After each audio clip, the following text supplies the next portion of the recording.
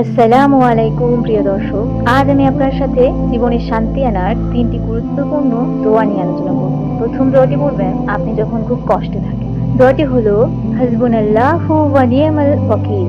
এর অর্থ আল্লাহই আমাদের জন্য যথেষ্ট এবং তিনি সর্বোত্তম কর্মবিধায়ক। দ্বিতীয় দোয়াটি পড়বেন আপনি যখন পৃথিবীর নানান দুশ্চিন্তায় ভোগেন।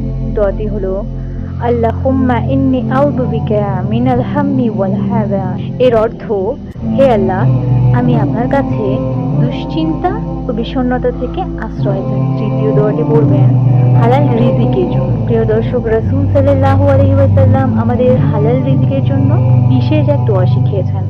দোয়াটি হলো রব্বি ইন্নী লিমা আনজালতা ইলাইয়া মিন খায়রিন ফাকির।